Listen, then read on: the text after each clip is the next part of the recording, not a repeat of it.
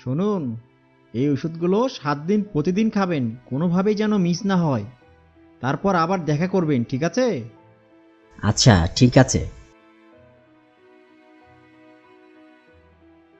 বাবু, বাবু!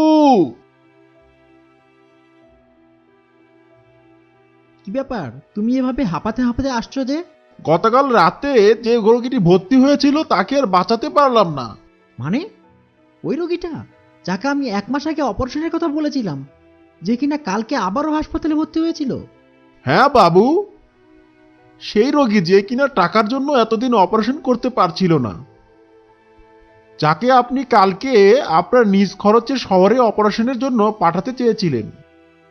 খবরটা শুনে অনেক কষ্ট পেলাম।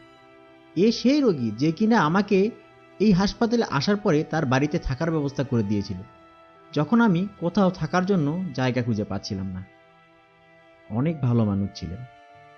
শুনেছি ওনার বাবা নাকি অনেক ধনী আর দানশীল ব্যক্তি ছিলেন, আর এই হাসপাতালে বিনা অপারেশনে কোনো রোগীকে মৃত্যুবরণ করতে না হয় সেই ব্যবস্থা করেছিলেন।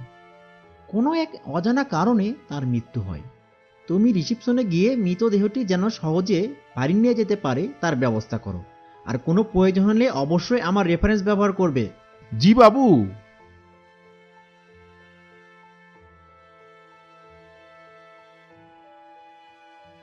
রাত্রি 8টা বেজে গেছে, আর দেরি করলে শেষ বাসটাও মিস করব। বাসা থেকে পার্সেল এসেছে, সেটাও উঠিয়ে নিয়ে যেতে হবে। এখনই আমাকে বেরোতে হবে। সোনাদা, আমার ডিউটি শেষ, আমি বের হলাম। শহরের রাস্তার পাশ দিয়ে কুরিয়ার সার্ভিসের দিকে এগোতে থাকলাম। রাস্তার রোড লাইটটা থাকলেও কেন যেন আজকে চারদিকটা অন্ধকার ও নিস্তব্ধ।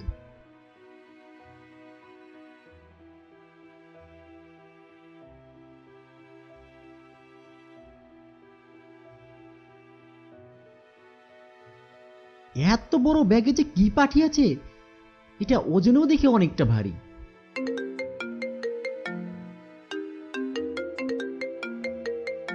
এ সময় আবার কে ফোন দিল? হ্যালো বাবা, কেমন আছো? ভালো। তোমাকে ব্যাগ পাঠিয়েছিলাম, তা পেয়েছো? হ্যাঁ, এইমাত্র কুরিয়ার সার্ভিস থেকে উঠিয়ে নিলাম। তোমার মা তোমার জন্য কিছু পিঠা যা তুমি খেতে ভালোবাসো আর কিছু আমাদের বাগানের ফল পাঠিয়েছেন। সময় মতো খেয়ে নিও। জি আচ্ছা। আমি বাবা মার একমাত্র ছেলে, কোনোভাবেই আমাকে একা ছাড়তে চাইতেন না। কিন্তু মানুষের সেবা করার একটি মহৎ পেশা, যা হলো ডাক্তারি। তাই তাদের মন না চাইলেও সরকারি এ চাকরির জন্য আমাকে বাইরে পাঠিয়েছেন। আমিও আমার বাবা মাকে অনেকটা মিস করি। আকাশে যেভাবে বিদ্যুৎ চমকাচ্ছে তাতে মনে হয় বৃষ্টি আসবে। ভালোই ভালোই বাসটা পেলে সময় মতো হয়তো বৃষ্টির আগেই বাড়ি যেতে পারতাম।